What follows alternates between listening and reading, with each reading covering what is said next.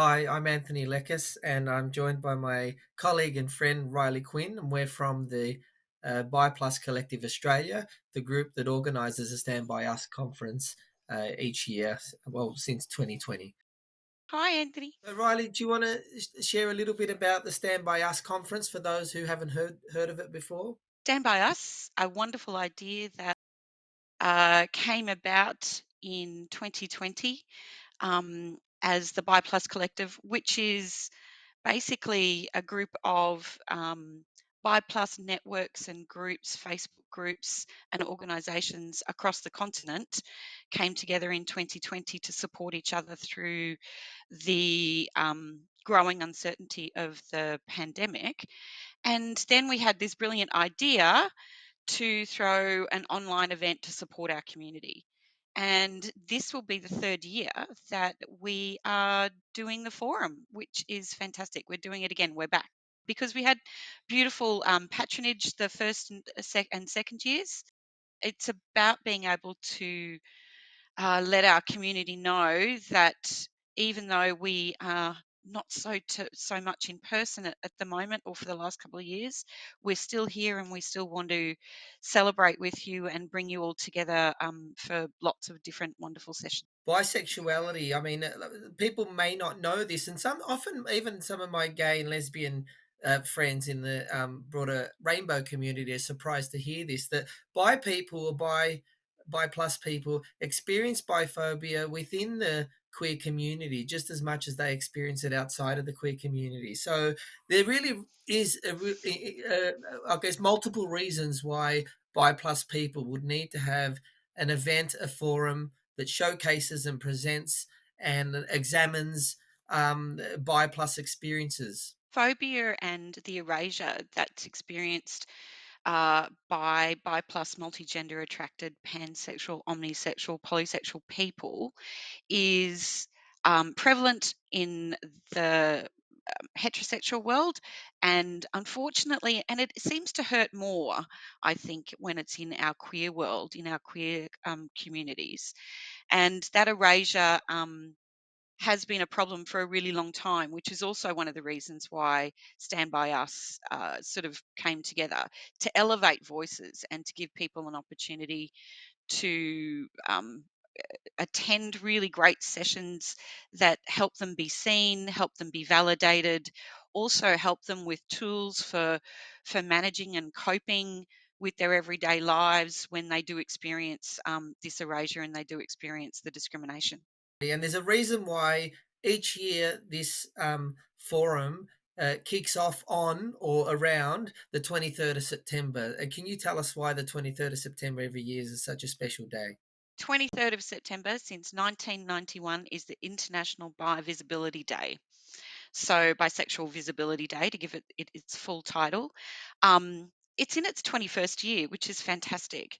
And the day originally came about in recognition of the silent B in the alphabet soup of LGBTIQA plus, and as part of that celebration or marking of a day, it really was significant to the bisexual community across the world and specifically here in Australia.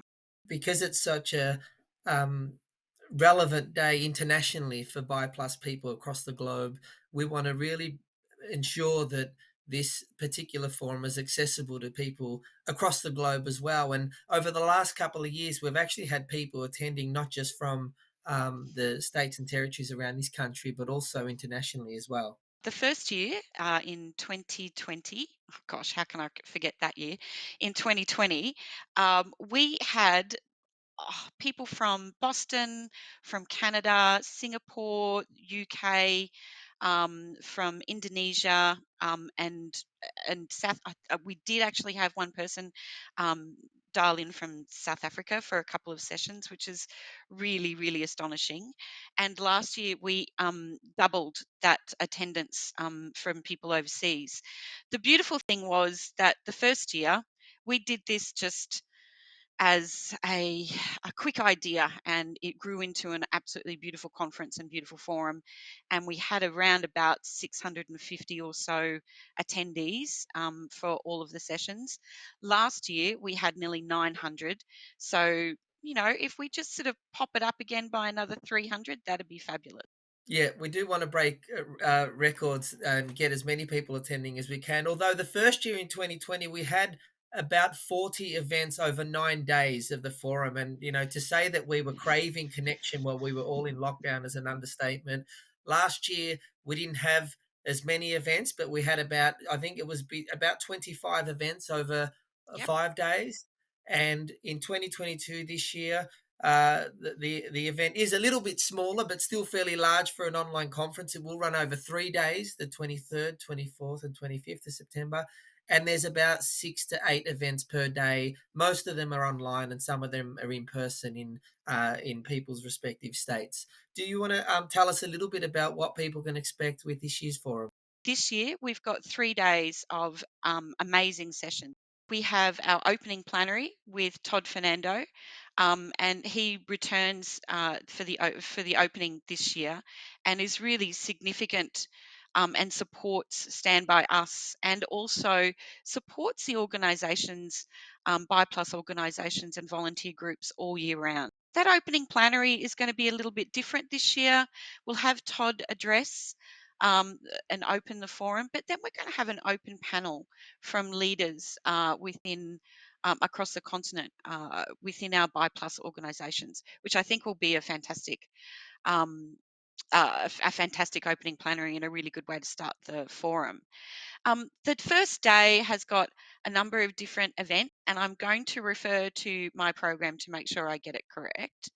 So, our first day, and I should know this off by heart by now, but we've got a really important session after the opening plenary, which is about racism, whiteness in the BIPLUS and LGBTIQA communities, and checking our white privilege and understanding what that racism means in our community. We're really excited to have Color, Hugh Color, the conversation coming in to present that session on racism and whiteness in queer communities. And when we think about LGBTI people and the communities that we make up, we like to think of ourselves as being sort of anti-oppressive in our ethics and the way that we organize our spaces and promote inclusion. Whereas, I think that one of the things that we miss, because we are focused on addressing discrimination based on sexuality, gender, and body autonomy, we often don't have an ongoing dialogue around addressing whiteness and racism within the queer community. And so that session is going to be really powerful. It's really important that we kick off the forum with that particular session, and we're hoping that we can not only understand the way diverse sexualities and genders, but also races are all integrated into BiPlus experiences, and those who are allies who want to come along to understand some of our experiences, our identities, the way we do relationships, the way we live our lives.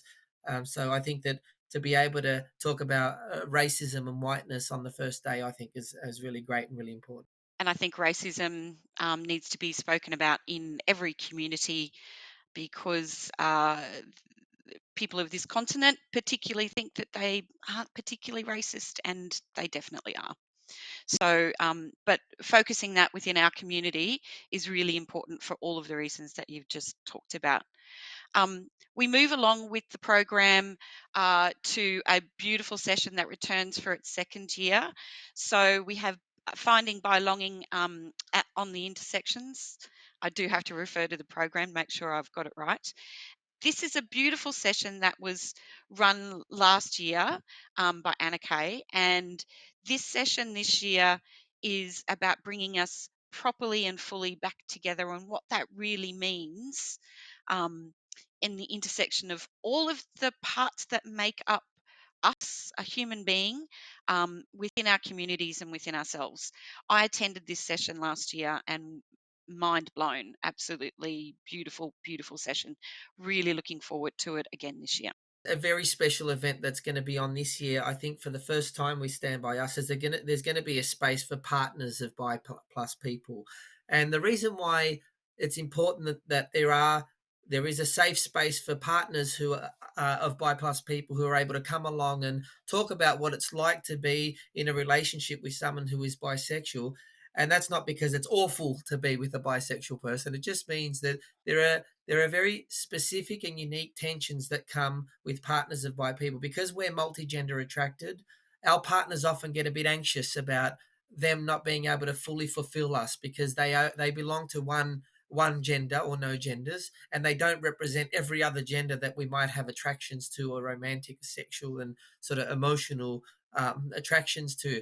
And partners can get very anxious about that. And so I think that there are some really important reasons that partners may, be able to come together in a safe and confidential space to talk about some of the worries that they have and to normalize them. I think that more than anything, that those worries are normalized and they get to hear that um, this anxiety that they carry is part of us living in a monosexist culture where usually people thought to understand sexuality in terms of being attracted to only one gender, your own or another gender. And so, I mean, this is the reason why we have so much biphobia, because bisexuality, pansexuality isn't really that understood. There's the misconceptions and the myths about bisexuality being promiscuous, and people are confused and they can't choose a side and they need to hurry up and decide. I think that these are some of the perhaps belief systems and ideas that our partners may also hold as they come into relationships with us. So again, this session is going to be facilitated by a skilled therapist, and someone who actually has done a lot of work in the LGBTI community, particularly with working with partners of bisexual people. It's important to listen and to recognize and to speak about the fears and anxieties that our partners may have, but also and to support them through that. What's happening on day two? Day two has some fun and some complexity about it. One of the things that we have spoken a lot about, and it runs on from the session the previous day, is a beautiful session called Decide a Phobia and Bisexuality. It focuses on ourselves and the decisions that we make when we enter into relationships, and the questions that we have of ourselves as to whether we've made the right decision. Um, it's being run by Anthony, and it's a brilliant session, and that is on Saturday morning. That's spot on. So you'll have to register and come along to that session to talk about decidophobia. It's a term that we'll talk a little bit more about, that comes along with the experience of being multigender attracted. We have the day also has passing by people in straight passing relationships, and that's a really important session. There's been conversation and chatter about that session, not necessarily addressing people in same-sex relationships, and it needs to be acknowledged that that's a session that we need to and can do in the future. Following that session, we've got Bylines again, which is an amazing session run by the Sydney Bi Plus Network panel of people telling their Bi Plus stories. So it's a couple of hours. It's an in-person and live streamed event. The rest of Saturday has a couple of fun things. So I run a group called Boulder, and it's for bi plus, poly, omni, MGA, pan, and people who are 40 plus in age. And this year, I thought I'd do something a little bit different, and we're going to have a theme, and it's the theme of dating. So, how do we date? When do we date? Who do we date? Do we even want to date? As we get older in life, and where we are settled in our sexuality and our lives, because sexuality can evolve as well. So that should be a bit fun. And Saturday night is topped off with virtual bi cocktails from the Bi Plus community in Perth. Now they run a fabulous fabulous online events, but they also run fabulous in-person events. And they've done an online event for us on the Saturday night, which is by Plus Cocktails. So I think the colours of the cocktails are going to be important. They were last year, and it was hilarious. So it's only set for a couple of hours, but I know that last year it went on for quite a few more hours after it was originally planned. Yeah, it's amazing what cocktails can do to people wanting to hang around and keep chatting. It was a fun event last year. Day three is another jam packed day, the final day of the event. And I guess Riley, we do kick off with the non binary, the bi and the wardrobe, which is brilliant title. Can you tell us about that? Surely. Now, I have to give credit where credit is due for that title. That goes to Sally Goldner. Thank you, Sally. I'm non binary, and for a number of years, I have really struggled with what clothes to put on my body that not necessarily to please anybody else, but that please myself and make me feel joyous and make me feel like myself.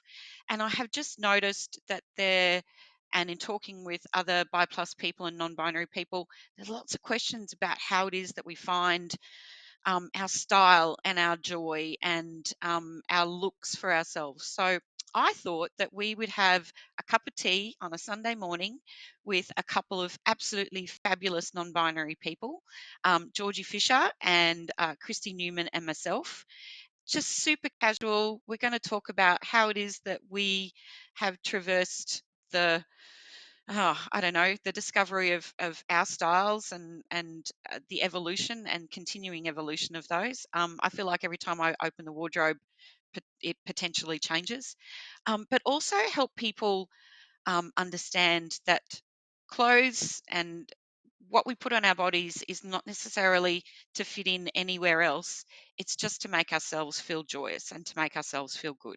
A regular featuring event is also on the Sunday. It's the Bi Plus and Poly discussion group. There's always an event that a session that we have based on polyamory and ethical non-monogamy at Stand By Us. So for Sunday, make sure you register for that one. That's for anybody who'd like to come along to be part of discussions about ethical non-monogamy. So even if you're not interested in doing polyamory or non-monogamy, but you're interested in being involved in some discussions about it, to hear people talk about how they organize their relationship setups, feel free to come along to that discussion. Again, facilitated by an incredibly skilled facilitator from the discussion group here in Victoria. The Trans Femme Project, which is brought to you by Star Lady and Amal Leota Lu, two trans women who are active in their advocacy and activism for trans people in across the country. And they are going to be facilitating a panel discussion on the Trans Femme Project, which is a website. It's a resource for people to learn more about trans women's experiences of relationships with cis men, mostly bi and hetero cis men. So they're going to talk about love, intimacy, sex, dating, and hookup culture, and some of the experiences that they have had in these places. But also, they want to have an opportunity to promote positive and healthy narratives of intimate relationships with men that they have. So there will be a couple of trans women who have been in long term relationships with cis men, and they'll talk about some of the obstacles they've had to jump through, some of the different ways that transphobia has impacted on both of them, not just trans women, but cis men who are in love with trans women. And so that's going to be a real, again, another powerful discussion and an insight into people's personal lives. And I'm looking forward to that event. The entire program is really powerful. There's some frivolity and there's some fun, but there is a lot of great lot of sessions that are really profound and really important for the community, which is what Bi Plus Collective Australia is trying to do as as a group, as a combined group, so that we can acknowledge that there's still struggle out there. There are things to celebrate because it's Bi Visibility Day. The fact that we still are doing it after 21 years is really, you know, that says a lot, doesn't it? So that session, I think, is Anthony, is going to be extraordinarily powerful. We finish off the Sunday with some in-person events across the country. Is that right? There's an event happening in Perth, and there's also an online event, the Bi Plus Agenda. It's a really interesting Sunday afternoon. For those of you who are in Perth and in Melbourne, there are two beautiful in-person events. So there's the BiPlus Visibility Day picnic in Perth. Now we know that Perth BiPlus community does a fab picnic. Go on the Facebook and have a look at all of their past photos of their picnics. They're the best. They have bi themed pinatas, and I love that. I think that's brilliant. Melbourne Bisexual Network is putting on a Bi Plus Pride community celebrations. So that's Barefoot Bowls. And I love Barefoot Bowls. I really wish I would be in Melbourne for that. Those are the two Sunday afternoon in person events. And I hope that they roll on into other different kinds of chats and togetherness. We're all longing to be together in the same room, in the same space after 2 years away, which is the theme for Stand By Us Forum 2022. And we've done a lot of work to date, and there can be no doubt about that we stand on the shoulders of giants. But where do we go now? And so that's one of the sessions that is sort of starting to close down the forum for this year, and that's going to be presented by Amber Loomis, talking about what's gone on previously, what's to come, where are we now, and what's to come. And I think that will be a brilliant session before our closing event on Sunday night. I love the closing event because we usually do something silly and something very fun. But we have Senator Janet Rice speaking again at the closing event. I think for everyone, it's important for us to have community presenters and community participation and attendance. It's also really important for us to have people who lead us in government and lead us in different bodies to attend the forum as well.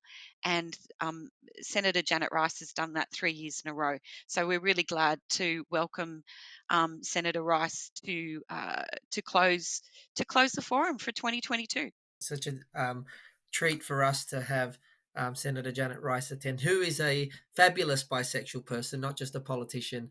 And what you can expect with your attendance across these days is that you're going to make some friends, you're going to hear stories, there are some things that are going to resonate with you, or some things that might answer some questions or perhaps question marks you might have had about bi plus people and their lives and their relationships. And even if you are not bi plus, there's something here for you as well because I think that one of the, and Riley, you can perhaps attest to this, but one of the things that we see every year is that there are familiar faces people who are very dedicated to attend to as many events as possible. So you get to see some similar faces across the 3 days and you get to make some friends. And then people attend the Saturday night dinner and then we turn up on Sunday feeling a little bit more bonded with each other. There's just a vibe that runs across the 3 days, and that closing ceremony is actually something special. And it's going to be great to relax with everyone on the Sunday night. There is a virtual dinner. Again, in a more relaxed environment, probably some cocktails that are left over from Saturday night.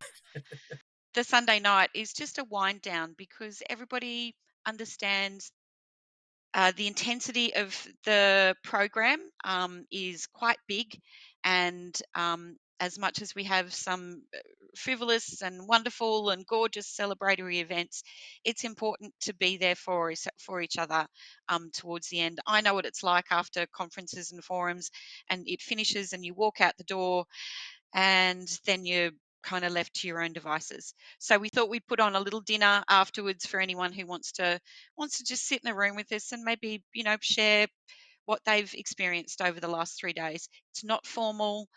It's a BYO dinner and BYO cup of tea or drink or whatever it is that you'd like. But we've got that space there for you to be able to wind down. So excited. I can't wait for it. Riley, it's just a delight to see you and talk to you as always. And thank you so much for giving us the rundown on Stand By Us for 2022. Please get to the website. So it's Stand By Us. If you just pop that into your search engine, it'll come up Stand By Us Program 2022. pop over to the website, have a read through, see what the themes are, and make sure you book your online tickets. There are a number of events that often sell out, and we don't charge anything. It's just ticketed so that we know how many people are coming. Riley and I, as I mentioned before, are from the group that organises this conference every year, the Bi Plus Collective Australia. We are a group of Bi Plus advocates and leaders of particular groups and services across the country.